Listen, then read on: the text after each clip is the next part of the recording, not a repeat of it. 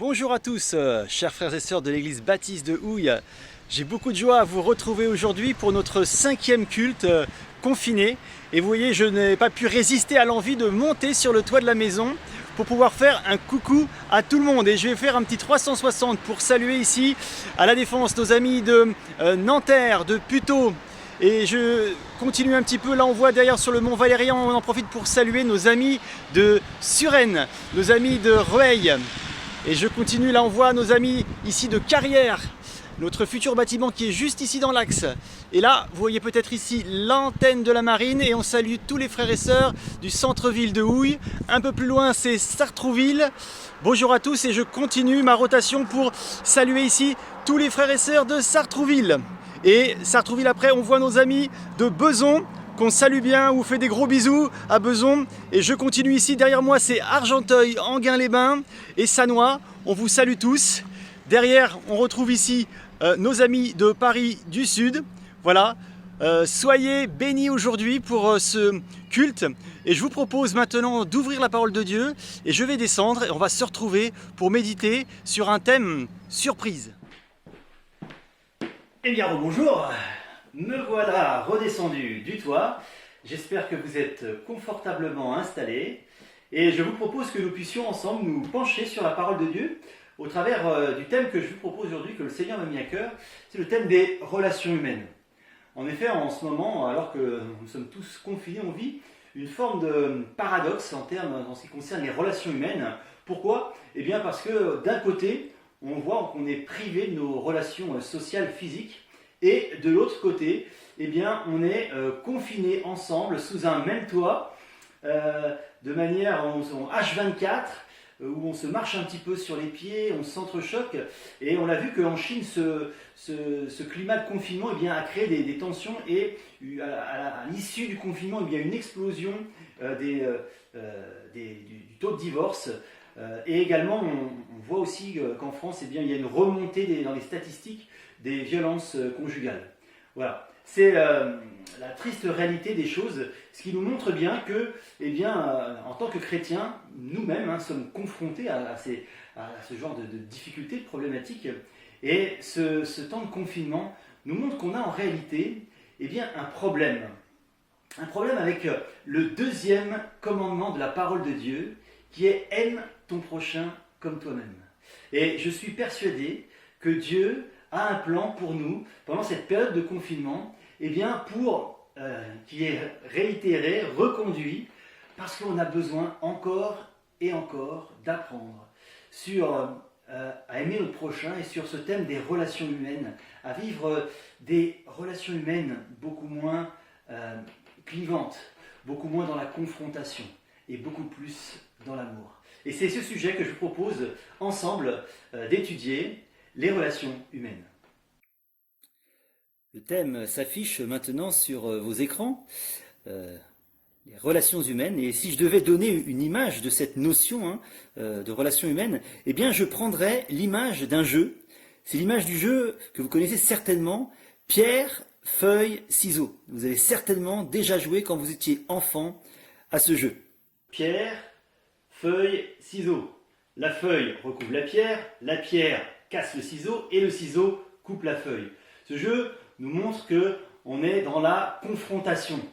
Et c'est sur ce thème, avec cette image, que je voudrais que nous commencions à ouvrir la parole de Dieu au travers de la parabole de la poutre et de la paille que l'on retrouve dans le Sermon sur la montagne, dans Matthieu 7, on lira du verset 1 au verset 5.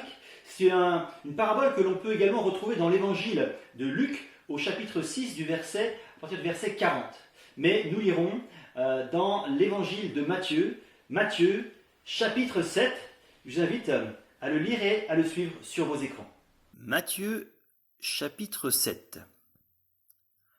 Ne jugez pas, afin de ne pas être jugés, car on vous jugera de la même manière que vous aurez jugé, et on utilisera pour vous la mesure dont vous vous serez servi. Pourquoi vois-tu la paille qui est dans l'œil de ton frère, et ne remarques-tu pas la poutre qui est dans ton œil ? Ou comment peux-tu dire à ton frère « Laisse-moi enlever la paille de ton œil » alors que toi, tu as une poutre dans le tien. Hypocrite, enlève d'abord la poutre de ton œil, et alors tu verras clair, pour retirer la paille de l'œil de ton frère. Amen. Alors cette parole de Jésus est assez dure. Jésus ne nous a pas habitués à ça. On préfère entendre des paroles de la bouche de Jésus du style « Va, ta foi t'a sauvé » ou que celui qui n'a jamais péché lui jette la première pierre. Mais là, Jésus nous interpelle, il dit « hypocrite » à celui qui a jugé. Qui n'a jamais jugé son frère, sa sœur, son prochain, son ennemi? Je pense que dans notre vie, on est tous passés par là, par le jugement, un jugement rapide, un jugement pas spirituel. Et quelque part, voilà, Dieu nous interpelle et il nous fait remarquer que nous pouvons être, nous avons en nous une forme d'hypocrisie. Et nous avons besoin de nous remettre en question, d'être lucides sur notre état. Alors je t'invite à te tourner vers ton voisin et à lui dire « Dieu t'aime tel que tu es, mais il t'aime trop pour te laisser tel que tu es. » Voilà, dis-le à ton voisin. Ah, tu es seul, tu n'as pas de voisin.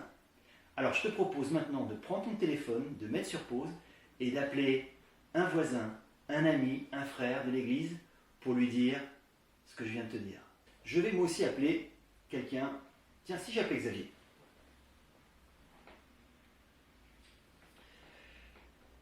Allô, salut Xavier, c'est Stéphane. Ouais, tu vas bien?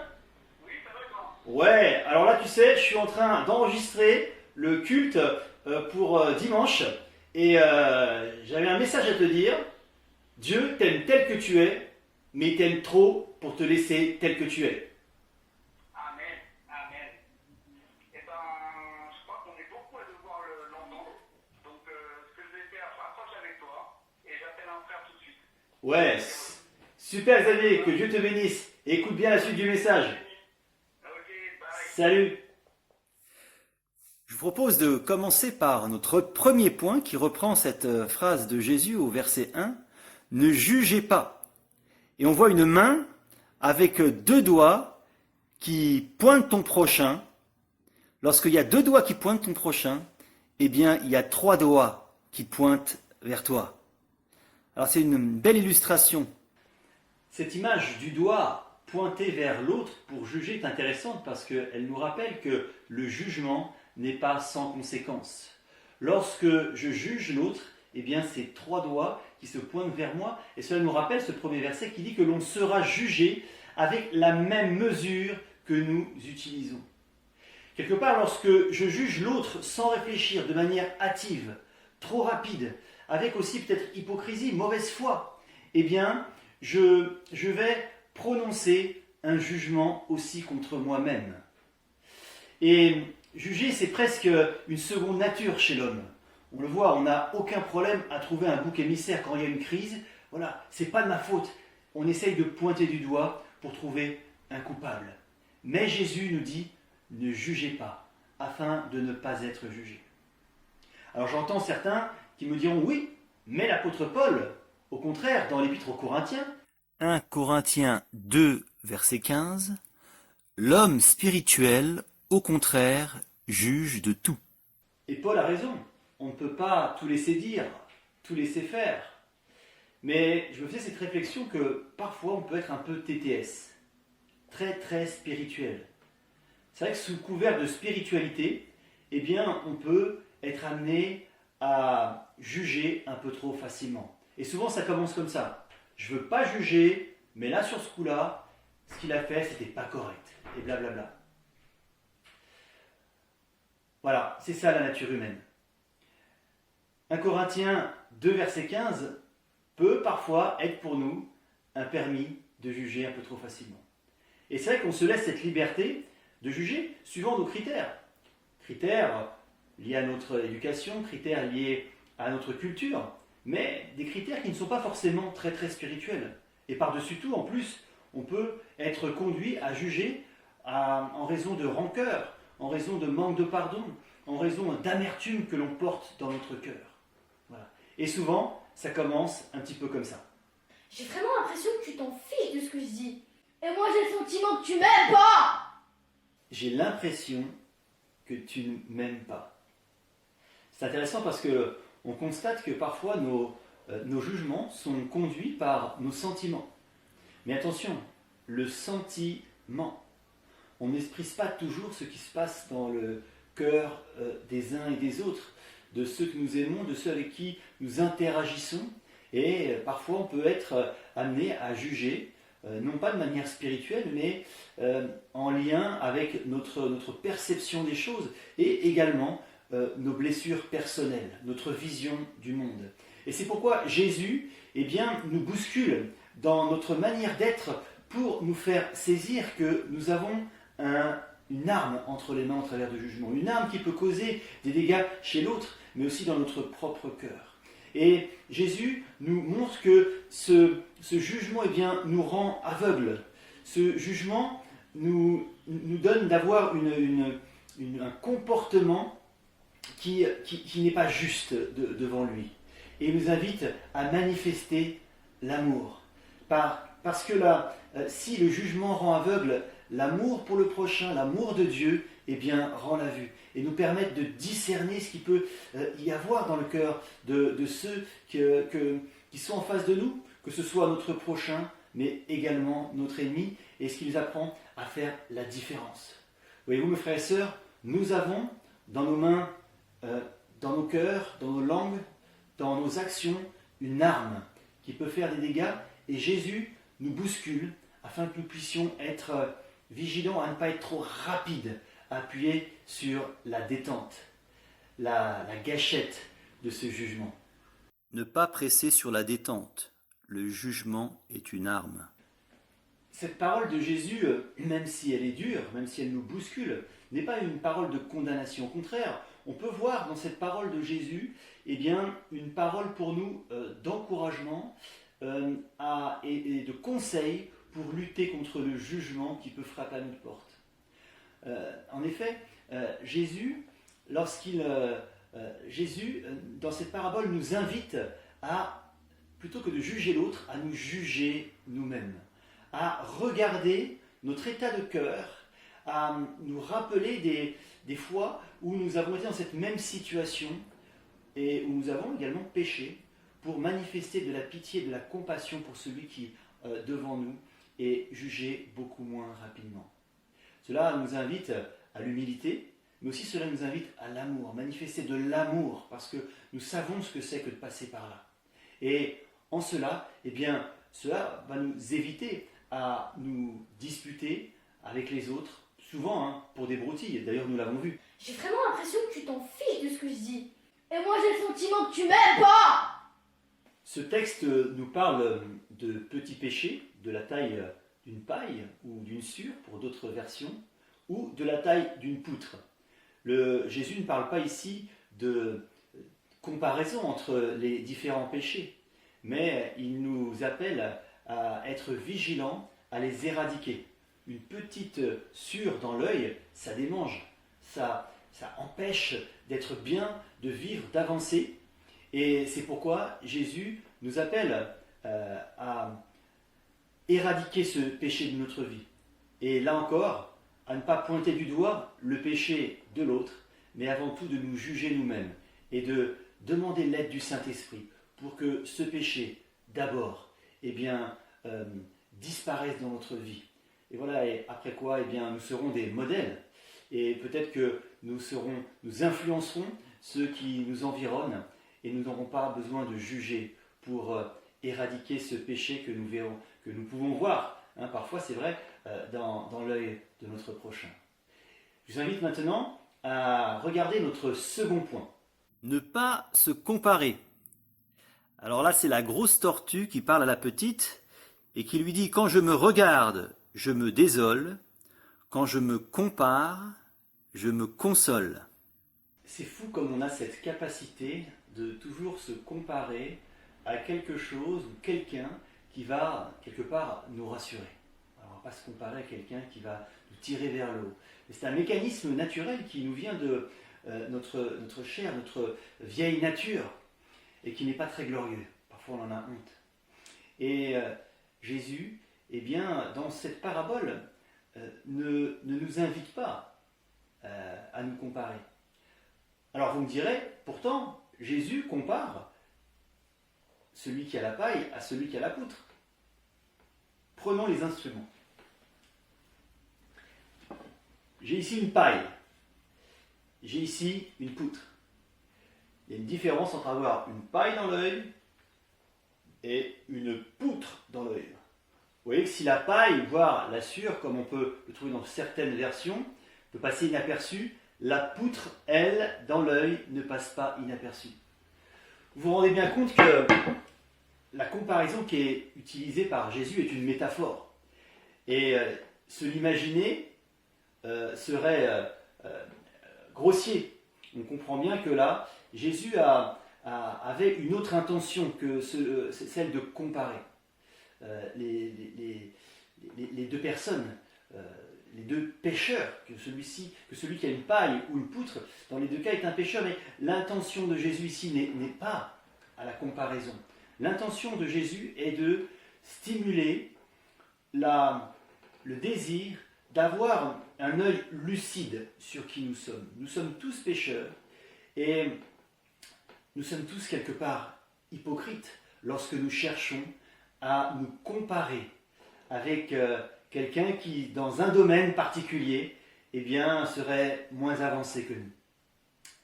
Voilà en quoi eh bien, Jésus, dans cette parabole, n'invite pas du tout à la comparaison.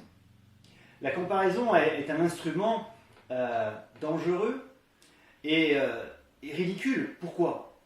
Dieu nous a tous fait différents. Voilà pourquoi aucun intérêt de se comparer.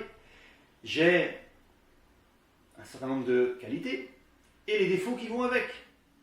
Et souvent, c'est intéressant d'observer le couple. Dans le couple, eh bien, on voit que Dieu a voulu unir un homme et une femme de manière complémentaire. Et je remercie le Seigneur pour la femme qu'il m'a donnée, qui est pleine de qualités que je n'ai pas. Mais nous sommes ensemble complémentaires. Voilà, mesdames, eh bien, vous êtes obligés de prendre votre mari avec ses défauts et ses qualités. Alors, messieurs, ce n'est pas pour autant l'occasion eh bien, de se dire, voilà, j'ai mes défauts qui vont avec mes qualités. Non, le Seigneur nous appelle à aller de progrès en progrès. Et c'est d'ailleurs cette parole qui nous est donnée par Paul, qui encourage les Thessaloniciens. 1 Thessaloniciens, chapitre 4, verset 1. Nous vous conjurons, au nom du Seigneur Jésus, de marcher à cet égard de progrès en progrès. Voilà, donc comme les Thessaloniciens, allons de progrès en progrès.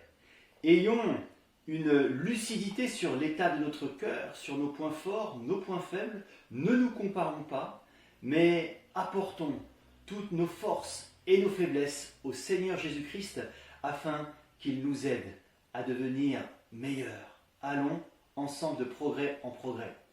Et je vous invite maintenant à voir notre troisième et dernier point, l'effet miroir.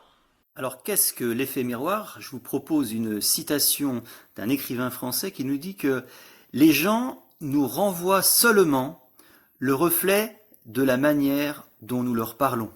Cette citation me rappelle un peu le proverbe 15 au verset 1 qui nous dit qu'une parole dure excite la colère. Alors il y a plusieurs manières de manifester l'agressivité. On peut manifester une agressivité passive, et on le voit aussi beaucoup dans des réseaux sociaux, ou même des attitudes passives qui peuvent être aussi agressives que des paroles verbales. Mais, que l'on parle d'agressivité active ou passive, c'est intéressant de relire le passage de Matthieu 7, le verset 2. Et la fin du verset 2 nous dit qu'on utilisera pour vous la mesure dont vous vous serez servi. On utilisera pour vous la mesure dont vous serez servi. Et c'est comme si les paroles que nous allons prononcer, les jugements que nous allons prononcer, eh bien par cet effet miroir, allaient nous revenir comme un boomerang en pleine figure. Comme si, eh bien, quelque part, on recevait les conséquences de notre jugement.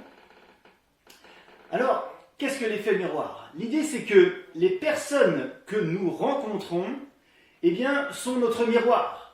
Les personnes que nous rencontrons nous renvoient le reflet de ce que nous sommes. Avez-vous déjà remarqué que ce qui vous agace le plus chez l'autre, c'est quand vous arrivez à observer les défauts qui sont en vous. Et lorsque vous avez identifié ces défauts, alors ça nous renvoie à nos problèmes personnels. Et quelque part, même si on n'en est pas conscient parce qu'on ne veut pas l'admettre, eh bien, ça provoque en nous une forme de malaise. Et si justement cet effet miroir pouvait nous aider à changer, si apprendre à se voir chez les autres comme au travers d'un miroir, eh bien, pouvait nous apprendre à grandir, peut nous apprendre à évoluer et à remettre à Dieu ses défauts, déjà de l'autre personne, mais aussi les nôtres, par voie de conséquence, pour laisser le Saint-Esprit opérer en nous et nous transformer. Nous avons tous des qualités, je l'ai dit, des défauts, et c'est vrai que si nous avons tendance à cacher ces défauts, pour avoir le sentiment, cette illusion de devenir meilleur, vous savez qu'on peut se mettre un petit peu de fond de teint sur le visage. Dieu, notre Créateur, sait, lui qui sait lire dans les cœurs, sait de quoi nous sommes faits. Et on ne peut rien cacher à Dieu. Et au contraire, l'effet sera plus terrible, car en cachant à Dieu, même consciemment ou inconsciemment, eh bien c'est comme si on empêchait Dieu de pouvoir, qui respecte notre libre arbitre, de pouvoir opérer par son esprit en nous une œuvre de transformation. Alors mes frères et sœurs, ayons confiance en Dieu, ne nous cachons pas devant lui, mais comme un miroir, eh bien laissons-le opérer en nous cette œuvre de transformation, sachant que c'est son désir, et il le dit au travers de l'apôtre Paul, dans l'épître aux Philippiens au chapitre 1 verset 6, Paul dit « Je suis persuadé que celui qui a commencé en vous cette bonne œuvre la rendra parfaite pour le jour de Jésus-Christ. » Oui, mon frère, ma sœur, Dieu a commencé en toi une bonne œuvre. Et ce qu'il a commencé, il le terminera. Il achèvera cette bonne œuvre en Jésus-Christ. Car Jésus t'aime tel que tu es, mais il t'aime trop pour te laisser tel que tu es. Voilà, je vous invite à conclure ce message en nous rappelant ce jeu. Pierre, feuille, ciseaux. C'était l'image que j'ai prise pour caractériser nos relations humaines naturelles. Je vous propose pour terminer que nous puissions changer les règles de ce jeu pierre, feuille, ciseaux. C'est un jeu auquel nous avons joué quand nous étions enfants. Mais nous sommes appelés spirituellement à ne pas rester des enfants, mais à grandir dans notre foi, dans notre maturité spirituelle, dans notre discernement. Et voici ce que je vous propose. Je vous propose que la pierre devienne pour nous l'image de la foi. Cette foi, cette pierre qui ne va plus affronter l'autre, mais qui va être l'image de la foi, pour combattre ensemble dans la foi, dans la communion à Christ, dans la communion fraternelle. Nous avons ensemble les mêmes fardeaux, les mêmes défis, les mêmes combats, et nous marchons à la suite de Christ. Je propose que les ciseaux ne soient plus ceux qui utilisent pour couper la feuille, mais que ces ciseaux soient l'image de l'espérance. C'est le V de la victoire.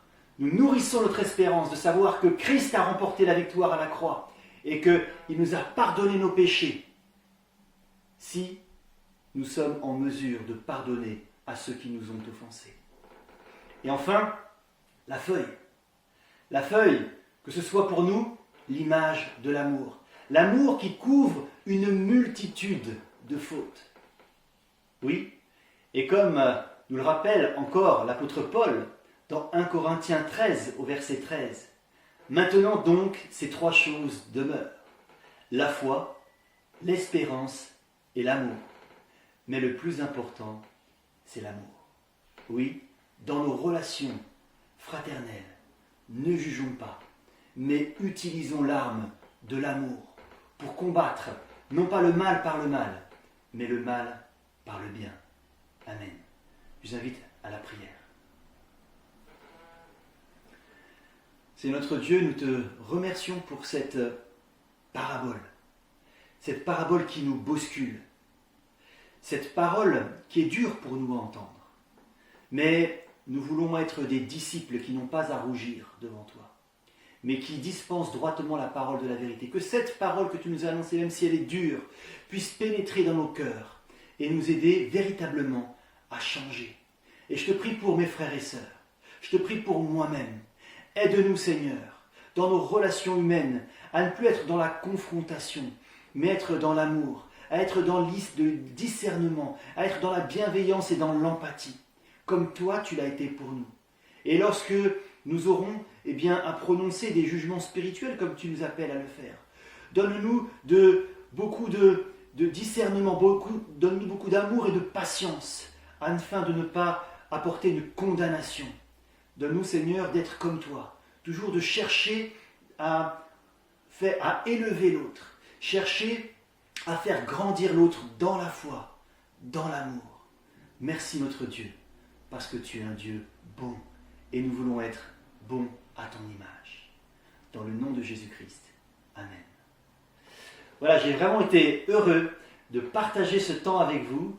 Je vous souhaite un bon dimanche et une bonne semaine. Je vous dis à mardi pour la prière dans notre chemin et notre parcours de prière. Que le Seigneur vous bénisse.